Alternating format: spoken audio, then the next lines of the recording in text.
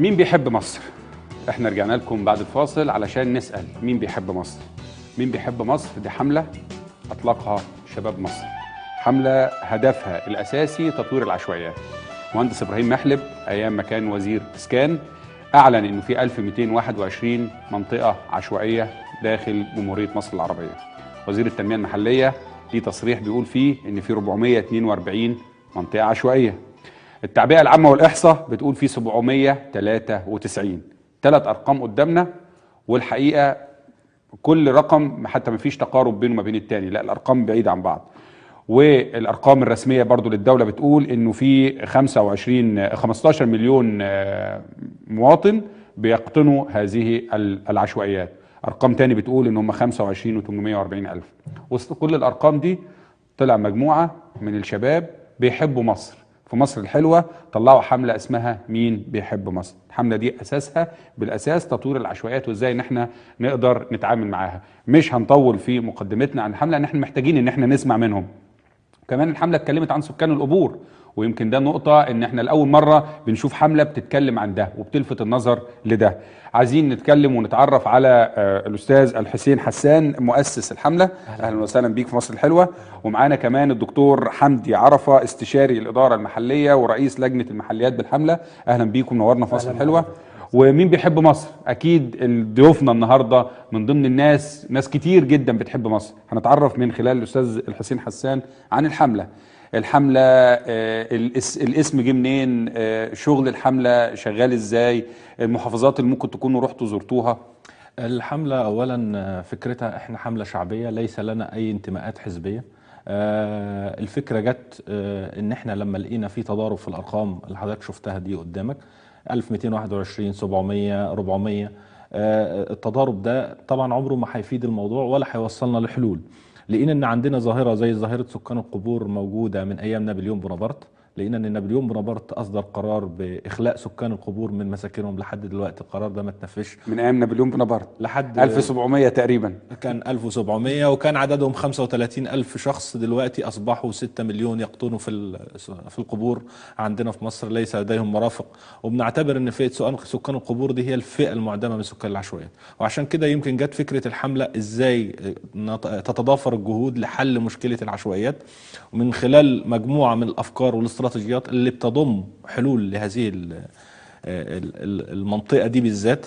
هو من ضمنها يعني وزارة للقضاء على العشوائيات تضم هذه الهيئات وهذه معانا طبعا مجموعة من الوزراء موجودين داخل الحملة. معانا على رأسهم السفيرة منى عمر، وهي منسق العام للحملة، وهي أمين مجلس القومي للمرأة ومبعوث رئاسة الجمهورية في أفريقيا. يعني في إيمان من القادة الطبيعيين في المجتمع إيمان في يعني بأهمية الحملة وأهمية الموضوع. طبعا عندنا اللواء عبد المنعم سعيد قائد الجيش الثاني الميداني الأسبق ورئيس عمليات القوات المسلحة سنة 73. معانا دكتور عبد القوي خليفة وكان محافظ للقاهرة ووزير مرافق الأسبق. معانا دكتور مصطفى الفقي وده معروف يعني كان رئيس لجنة الأمن القومي والشأن الخارجي في مجلس الشعب. معانا مجموعة من الناس، والفنان محمد رجب، تامر هجرس، كل حسن يوسف، كل هؤلاء موجودون محمود الجندي، الفنان هلا فاخر، كلهم آمنوا بفكرة وجود سكان القبور ولا بد من حل هذه المشكلة في هذا الوقت الحالي. لأن احنا داخلين دلوقتي على 2014 و2015 ومن المفترض أن ظاهرة سكان القبور دي مش موجودة في هذا الوقت. يعني نقدر نقول أن الهدف النهائي للحملة أنه هو يخرج بال6 مليون قاطني القبور دول. ده الهدف الأول. ده الهدف الأول. بعد كده هنرجع لسكان العشوائيات. احنا داخلين على سكان القبور لان احنا بنعتبر ان سكان القبور هي الفئة المعدمة من سكان العشوائيات، ليس لديهم مرافق، عيشة ليست آدمية. ويمكن في نماذج كتيرة قوي موجودة من اكتر من 50 سنة، شفنا نماذج هناك. العجيب قوي ان الاقي مثلا مشيخة الازهر ودار الافتاء وهذه المباني وامامها من الناحية التانية بلاقي سكان قبور موجودين في وسط العاصمة بالذات. لما يكون عندي 1.5 مليون من 4 سنين في القاهرة والجيزة ويصبحوا لحد دلوقتي 2 مليون في القاهرة والجيزة، يبقى عندي مشكلة لازم تتحل. لما يكون عندي 6 مليون زائد 25 مليون 480 ألف، يعني عندي حوالي 31 مليون شخص يقطنون في العشوائيات. دي ده انذار. انا عايز ارجع بالسؤال للدكتور حمدي، وباعتبار ان حضرتك رئيس لجنه المحليات بالحمله، يعني هل حصل بينكم ما بين عدد من المحافظين اللي عندهم مشاكل في العشوائيات، حصل بينكم تواصل مع مجلس الوزراء باعتبار انه في ارقام طالعه من داخل الوزارات ويمكن ارقام بعيده شويه عن بعض؟ يعني قول لي التواصل او التحرك بتاع المبادره والحمله كان شكله ازاي؟ هو التحرك كان في عدة محاور، منها المحاور القانونية والمحاور الاستشارية، وفي إطار تقديم توصيات لعدد من المحافظين، منهم محافظ الجيزة الدكتور علي عبد الرحمن، والدكتور جلال سعيد محافظ القاهرة، ومنهم محافظ الأقصر، وتواصلنا مع مجلس الوزراء. فطبعا ده نتيجة للتضارب في الأرقام، إن طبعا المهندس إبراهيم محلم بيعلن إن عندنا 1221 منطقة عشوائية لما كان ماسك وزير إسكان. فوجئنا بعديها بحوالي شهر ونص خرج علينا اللي هو عادل لبيب وزير التنميه المحليه قبل ما يتضموا للتنميه المحليه والاداريه. ما اعرفش ليه تم ضمها اذا كان هو الحمل تقيل. يعني التنميه المحليه دي مسؤوله عن 27 محافظه كجهه تنسيقيه فقط، ملوش اي سلطه على اي محافظ، سلطته زي سلطه محافظ بالظبط. خرج علينا بعد كده رئيس الجهاز المركزي للتعبئه العامه والاحصاء وقال احنا عندنا 793. خرج علينا بعد كده مركز دعم اتخاذ القرار التابع لمجلس الوزراء، قال احنا عندنا 1125 منطقه. فالتضارب ده بيدل على عدم وجود اي تنسيق بين الجهات الحكوميه، وبيجسد فشل ذريع في حل ازمه العشوائيات اللي هي مستمره منذ عقود. وده طبعا ليه علاقه قويه جدا بالامن القومي المصري. يعني طبعا تواصلتوا كحمله مع المحافظين ومع مجلس الوزراء؟ تواصلنا في اطار ان تقدمت لرئيس مجلس الوزراء بقانون للاداره المحليه الجديد، مشروع قانون بيأكد على تعيين نائب لرئيس الوزراء مختص بالتنميه المحليه فقط. لان طبعا زي ما قلت قبل كده مرارا وتكرارا ان رئيس الوزراء غير قادر نهائيا على متابعه 31 وزير و27 محافظ، وعنده سياسه داخليه وعنده سياسه خارجيه وعنده استثمارات وعنده مقابلات عمليه في اطار الدوله بصفه عامه ومعاملات مجتمعيه. فطبعا هو عين نائب رئيس الوزراء لشؤون الامن، وعندي نائب رئيس الوزراء للتنميه العدليه للتنميه المجتمعيه لتنميه العدل. فطبعا يعني نحتاج نائب رئيس الوزراء للتنميه المحليه، وانا بناشد الرئيس الجديد ان هو يعين مستشار خاص بالاداره المحليه، لان احنا عندنا 40% من مساحه مصر هي خاصة بالقرى وأهالي القرى اللي بيتبعها 26757 كفر ونجع وعزبة. عندنا 4711 قرية موزعين في 27 محافظة. الخدمات اللي متواصلة لهذه القرى بتصل ل 13% فقط. يعني الصرف الصحي بيصل ل 18%. الكهرباء هي بصراحة مغطية يعني قرى كتير جدا بتوصل ل 92%. البنية التحتية هزيلة للغاية. طيب أستاذ الحسين، كل الأرقام اللي أنا سمعتها من الدكتور حمدي، هل اللي موجودين مع حضراتكم في الحملة أنتوا قادرين تحطوا استراتيجية نقدر إن احنا نقدم بيها حلول؟ مثلا أنتوا بتتمنوا أن يبقى في مستشار للرئيس للتنمية المحلية، فهل لما يبقى لو تنفذ، يعني لو تحقق هذا الحلم، هل في حلول عمليه من جانبكم ان انتوا تقدروا تحطوها باعتبار ان انتوا درستوا كل الاماكن ودرستوا كل المناطق بالارقام اللي انا سامعها من حضراتكم؟ هو الارقام دي حضرتك موزعه على 24 محافظه من المحافظات اللي موجوده عندنا في مصر.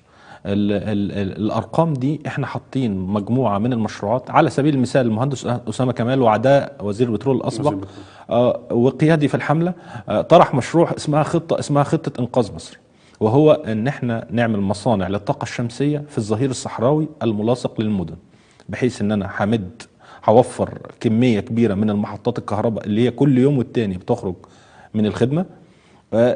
على اساسها هقدر ادخل الدخل ده في حل قضيه سكان العشوائيات وسكان هننقلهم للظهير الصحراوي. هننقلهم للظهير الصحراوي، ودي فكره برضو الفكره اللي احنا طرحينها، انشاء اكتر من 100 مدينه سكنيه في الظهير الصحراوي. ويمكن ده كمان من الحاجات اللي كانت طرحت في برنامج المشير عبد الفتاح السيسي مثلا. احنا في 30% نزود.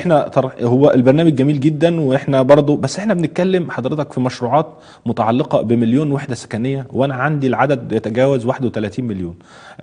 لا يعني مش هقدر اجزم ان الحكومه هتقدر تحل هذا الموضوع. عشان كده بقول ان القطاع الخاص، جمعيات المجتمع المدني، القوى الثوريه اللي هي موجوده تتحول، ندخل بقى في التنميه. يعني كفايه اي حاجه من المجال السياسي ندخل في تنميه مصر وبناء مصر، وده اللي احنا بنتمناه ودي حاجه مهمه جدا. الحاجه الثانيه بقى وهو طرح وزاره باسم وزاره للقضاء على العشوائيات، لان عندنا الجهات المعنيه بالعشوائيات في مصر اللي هي المحافظه، وزاره التنميه المحليه، ووزاره الاسكان، هيئه التخطيط العمراني. طب هل في تنسيق بين الاربع جهات؟ للاسف التنسيق مش دقيق جدا جدا في هذا الموضوع، عشان كده محتاجين الوزاره دي عشان تخدم الارقام اللي هي موجوده عندنا. محتاجين وزاره الصحه تدخل في اطار خدمي، لازم الوزاره دي تنسق مع كل الوزارات، ابرزهم الصحه. عندنا امراض متوطنه مع سكان القبور والعشوائيات، الناس مش موجوده بدون مرافق، بدون ميه، بدون كذا، عندهم امراض متوطنه. احنا راصدين 50,000 حاله فيروس سي داخل القبور. طب انت شايف وزاره اهم ولا يبقى مشروع قومي؟ لان احنا برضو وزاره بنزود عدد الوزارات. لا، ما هو حضرتك انا الاعباء معاك، بس انا معلش، انا وزاره التنميه المحليه الاعباء كتيره، وعايزين ناخد صندوق تطوير العشوائيات. احنا اولا عايزين نلغي كلمه تطوير للعشوائيات، العشوائيه لا تطور، يتم القضاء على العشوائيات. فكرتنا ان احنا نقضي على العشوائيات، لان العشوائيه ما ينفعش احنا قابلنا على فكره مجموعه من السفراء الافارقه في فكره اتحاد عربي افريقي للقضاء على العشوائيات، لان قضيه العشوائيات مش قضيه مصريه فقط. عندنا اثيوبيا 99.4 عشوائيات، عندنا السودان 85.4 عشوائيات، عندنا نيجيريا فكان في فكر ان احنا نتحول لاتحاد عربي افريقي، وهم سفير تشاد وسفير الصومال ابدوا موافقتهم وتأييدهم ان مصر تبقى البلد الام لعوده الدور الريادي الافريقي، وفي نفس الوقت نحل قضيه العشوائيات، لان قضيه العشوائيات مش هتحلها مصر لوحدها. تمام. دكتور حمدي، قضيه العشوائيات مش هتقدر تحلها مصر لوحدها، بس احنا شفنا اكتر من مبادره لمساله القضاء على العشوائيات او مساله تطوير العشوائيات. المبادرات دي في النهايه مفيش تواصل بينها وبين بعض، مفيش تواصل كمبادرات. يعني انت عندك فكر ومبادره تاني لديها فكر، مفيش حاجه تجمعكم مع بعض. لا، احنا تقدمنا باستراتيجيات تنفيذيه لمجموعه من المحافظين، وعلى راسهم طبعا رئيس مجلس المحافظين اللي هو رئيس مجلس الوزراء. احنا محتاجين عشان نقضي على، يعني انا فوجئت بتصريح النهارده لوزير التنميه المحليه بياكد فيه ان هو خصص تقريبا 15 مليون او اكتر لعزبه الوالده اللي هي خاصه في حلوان. المشكله مش في تخصيص الاموال، انت النهارده بتخصص عشان تقضي على العشوائيه في منطقه عزبه والده، وممكن تلاقي منطقه عشوائيه تانية في كفر صقر، تلاقيها في قريه حنوت، تلاقيها في محافظه الشرقيه، تلاقيها في محافظه اسوان. المشكله يعني انت بتسد في خانه وتفتح في خانه تانية. احنا محتاجين رؤيه استراتيجيه، ومحتاجين ان يتم تعيين محافظين ذو كفاءه وذو مرجعيه خاصه بالاداره المحليه. على سبيل المثال لحل المشكله نهائيا كوجهه نظري، ومن بعد الاطلاع على تجارب الدول الغربيه والدول الاوروبيه والدول العربيه. وفي مبادرات شريكه، يعني انت في مبادرات شريكه احنا بنسمع عنها، وفي مبادرات اطلقها عدد من الفنانين، وفي مبادرات اطلقها عدد من رجال الاعمال. ما انا بقول لسيادتك انا عندي 27 محافظه، محتاج في كل محافظه قطاع، ده ابسط حاجه، قطاع لتطوير المناطق العشوائيه. لا يوجد في اي محافظه حتى الان قطاع لتطوير المناطق العشوائيه. كل محافظ لما يعني بيقع في اي زنقه بيعمل لجنه، واللجنه دي بتنتهي بنهايه الازمه. ده اول حل. الحل الثاني احنا محتاجين زي ما قال الاستاذ حسين حسان، محتاجين الوزاره لتطوير المناطق العشوائيه. دي مختصه بال 1221 منطقه، دي مختصه بتعديل قانون البناء الموحد، دي مختصه بالازالات بالتعاون مع الادارات المحليه في معظم القرى. ده الحل. الحل الثالث اللي انا عايز اقوله، لازم السيد رئيس الجمهوريه يعين مستشار خاص بالاداره المحليه، لان طبعا احنا عندنا وزاره للاستثمار مختصه برجال الاعمال والاستثمارات الاجنبيه المحليه والخارجيه. ليه ما يبقاش في وزاره للبسطاء؟ والناس عانت معاناه، الناس في الريف بيعانوا اشد المعاناه، والتعديات وصلت بطريقه مخيفه. انا اجيب لحضرتك تصريح من 3 ايام على لسان المهندس محمد عبد الظاهر محافظ القلوبيه، اكد على احد القنوات الخاصه ان في دراسه بحثيه اكدت ان سنه 2045 ميلادي بالظبط لن يوجد اي اراضي زراعيه. احنا عندنا التعديات وصلت دلوقتي 1092 حاله تعدي على اراضي زراعيه بس، وده تصريح للدكتور محمد عبد المطلب وزير الزراعه. عندنا 450 حاله تعدي على العقارات بخلاف الاراضي الزراعيه. عندنا اكثر من 135 حاله تعدي على نهر النيل.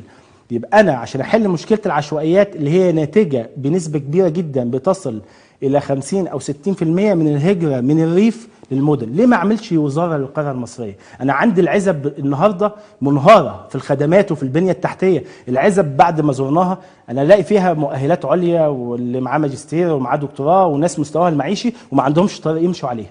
فانا يعني في قمه الدهشه، نحن نحتاج في اطار ان في رئيس جديد نحتاج وزاره للقريه المصريه، ونحتاج تختص بالظهير الصحراوي اللي تم ايقافه وما اعرفش ليه توقف. انا عندي 400 قريه من اجمالي 4711 قريه، دي لها ظهير صحراوي. اهتموا باهل القرى، اهتموا انك انت تعمل داخل القريه ظهير صحراوي، يبقى فيه مصانع، يبقى فيه انتاج، وده اللي قامت بيه السودان واللي قامت بيه الهند. يعني مش معقوله يعني يبقى الهند سبقانه والسودان واحنا بنقول الهند والهند، واعتقد ان اغلبيه المسؤولين دلوقتي اكيد بيقول بينه وبين نفسه يا ريتني هندي.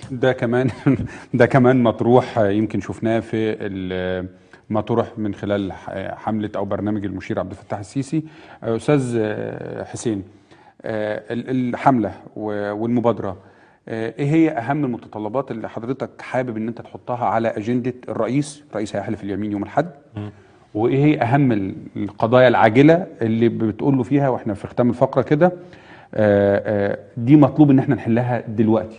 قضية سكان القبور قضية مشتعلة وكل يوم بتشتعل أكتر، والإعلام بيتعامل معها بطريقة الحالة الإنسانية الفردية رغم ان هي حالة جماعية. 6 مليون، احنا بنتكلم من ايام نابليون لحد دلوقتي لم نجد قرار وزاري خاص بسكان القبور في مصر.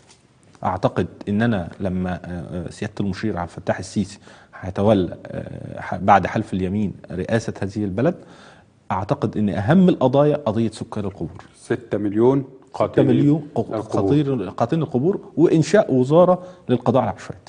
ده اللي اعتقد هو المطلب الاهم. رعاية البسطاء هو مطلب البسطاء ومطلب اغلب الشعب. انا عندي 33% من سكان القاهرة عشوائيات. 33% من سكان القاهرة عشوائيات و6 مليون من قاطني القبور. ودي رسالة حملة مين بيحب مصر للرئيس الجديد بعد يوم الأحد، ان دي تكون اهم اولوياته في المرحلة القادمة، وان كمان يكون في وزارة للقرية المصرية. مين بيحب مصر مبادرة قدمناها النهاردة في مصر الحلوة، ونتمنى ان هي تكون موجودة بكل اجنداتها بكل مشاريعها على اجندة صانع القرار في الفترة اللي جاية. بنشكر الاستاذ الحسين حسان مؤسس الحملة ومؤسس المبادرة، وشكر للدكتور حمدي عرفة استشاري الإدارة المحلية ورئيس لجنة المحليات بالحملة. فاصل، وبعد الفاصل مكملين باقي فقرات مصر الحلوة.